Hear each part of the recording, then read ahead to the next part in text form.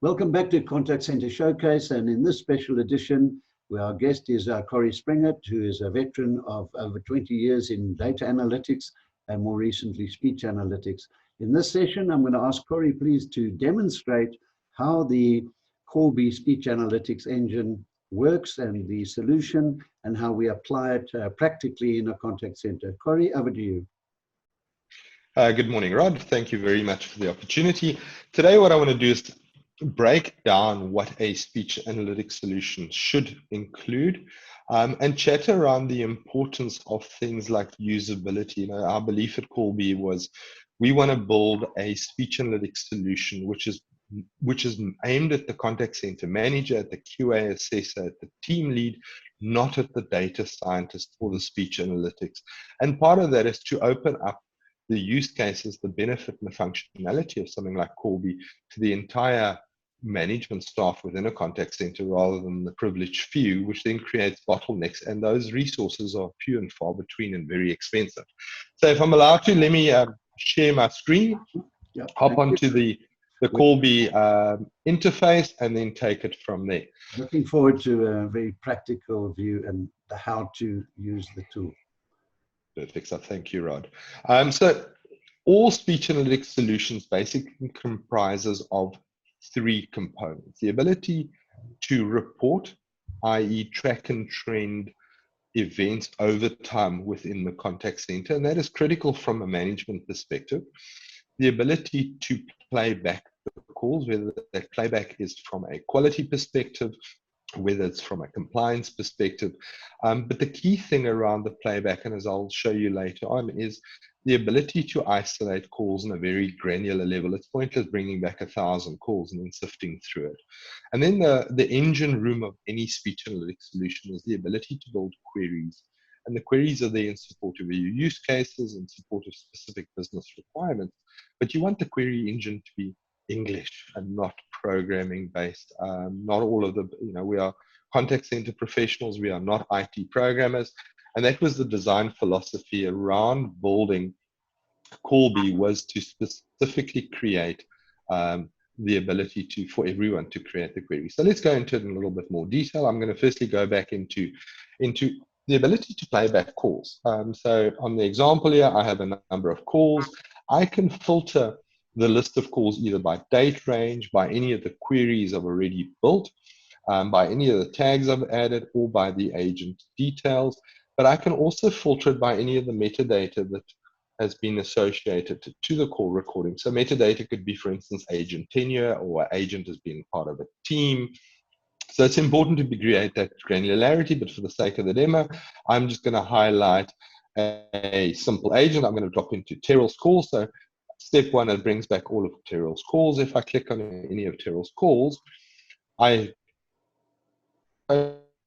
the ability to play back the call. So if I'd created a tag for an irate customer or a tag for a non-compliant call, I could isolate those calls and bring it back. As a matter of interest, I have some calls that I've tagged to Rod. So if I click on Rod, I can see the call that has been flagged for his attention. So that is the playback portal.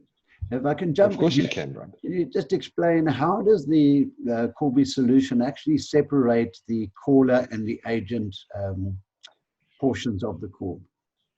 Fantastic. It's actually a great question. Thank you for that, Rod.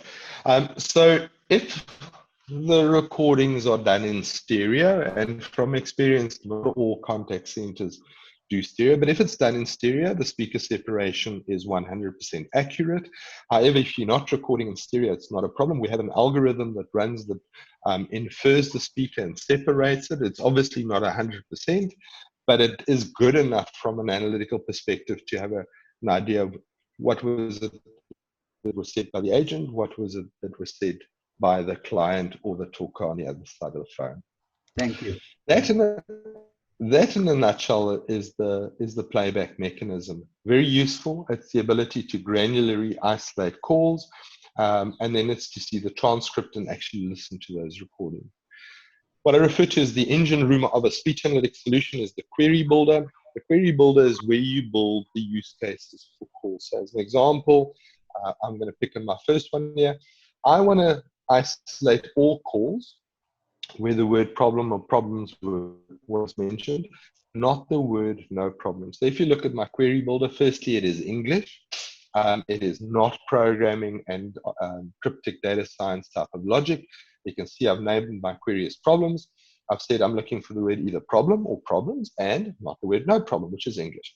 It will bring back then for me all of the calls that satisfy the query, as well as the associated word cloud. And the word, what is the purpose of the word cloud? The word is to give you a very quick overview of the context of the words you brought back to see what word cloud you. So for instance, if I look at this word cloud, obviously I'm searching for problems, that'll be dominant, but then I can start seeing words like log, trying, user. So it seems to be errors around the user trying to log in, and that's where the problem's isolated from. But I can go one step further.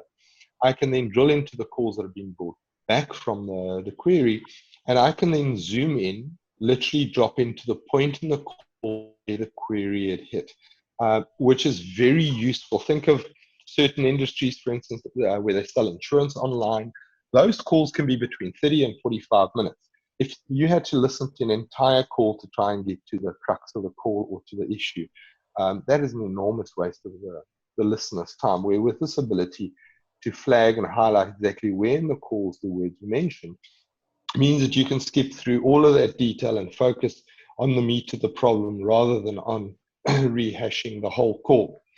And again, the same thing is there where we spoke about metadata earlier. I can then filter my queries by agent, by team lead, or by any of the other filter categories that the metadata allows me to do, so that it becomes more granular. I could filter problems by, for instance, product. I could filter problems by agent tenure to see is there a correlation between newer agents and more experienced agents. Corey, just a quick question on that. Where you're querying for specific words, can we also query for the absence of specific words, for example, in the context of compliance statements? Absolutely. So if you look at where I said not, so I could do a query that says I'm looking for all calls where just the word no problem was mentioned rather than the word problems. So I could do that. I could also create a double query where the one side of the query would be looking for the presence of the word and the other side, the absence of the word. And the reason why you want to do both is so I can track, for instance, non-compliant calls over time. Are they getting worse? Are they getting better? I can track that by agent, and I'll show you that in the dashboard in a second. Or I can track calls that are compliant for the same reason, which agents are doing better and worse at it. Excellent. It's also critical, just good point on that one, where I wanted to track, for instance, competitor mention. And if I'm in the telco space and I'm competitor A, I want to see how many of my clients are mentioning competitor B, C, and D, and what the context in the word cloud is. Are they saying they are cheaper? Are they saying their service is better? So I can then track how many on a daily basis, how many competitor mentions we get, which is valuable for the marketing and the product design folks. Excellent. Very good examples. Thank you. Perfect. Perfect. So now, once you've built your set of queries to support your business and your use cases, the last step in the process is you want to visualize these queries, whether this be for team leads, quality assessors, or contact center managers. You can have different dashboards for each of them. So if I was a team lead, I want to have a dashboard just for my team. If I'm a contact center area, let's say customer services, I want to have a dashboard for my area of the contact center. And the purpose of it is to track and trend over time. So just high level, I have a very simplified dashboard that tracks total number of calls by agent. I have the ability to drill down on any of the dashboard items and then drop into any of those calls. So let me give you a practical example. I've identified problem calls, which was one of the queries we showed you earlier. I can track over time by agent what the number of problem calls are, and I can see Monty had an exceptionally high number of calls on the 11th of November. I can then drop down into Monty's calls, filter it by Monty, and I can then look at all of the calls that were problems for Monty and then isolate those to understand what the problem was and why Monty is higher than the other agents. But not only that, Callbi out of the box, for instance, support things like silent time. So I can create a dashboard to look at in-call or post-call silent time. And silent time is a very useful measure to indicate if it's in-call silent time, agent training deficiencies and requirements. The agent might be in the middle of a call and he is scratching around or looking for information. And post-call silent time could mean that there might be some liberties being taken by the agent and hanging on to the call longer than they are, which obviously impacts your efficiencies in the contact center. And then the last one, which is one of my hobby horses, word clouds, which is sort of your window into the conversation.